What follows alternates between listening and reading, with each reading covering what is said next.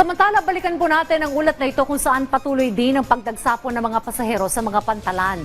Nananawagan po ang PCG sa publiko na gawing mandatory ang online ticketing at iwasan ng walk-in. Si Bernard Ferrer sa detalye. Bernard? Yes, Dayan, patuloy nga ang pagbabantay ng Philippine Coast Guard.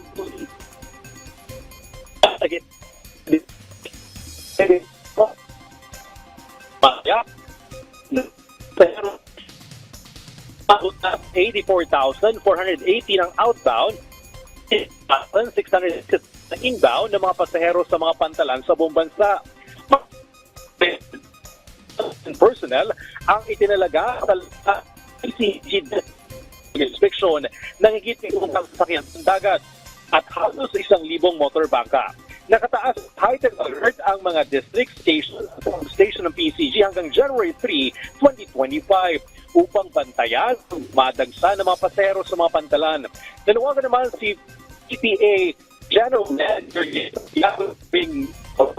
ticketing pabilis proseso at maiwasan ng walk-in na pagbili ng tiket na sanhi naman ng mahabang pila. Ngayon din ang pagdaragdag ng mga barko upang matugunan ang pangangailangan ng mga pasahero.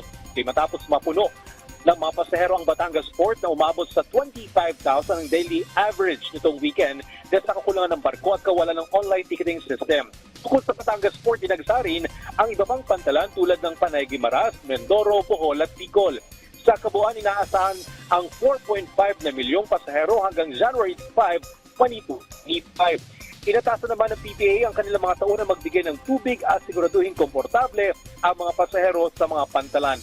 Dayan, ngayong umaga dito sa Manila Northport Passenger Terminal, Kahingbu at Tagbilaran, ang inaasahan nating aalis pasado alas 8 ng umaga.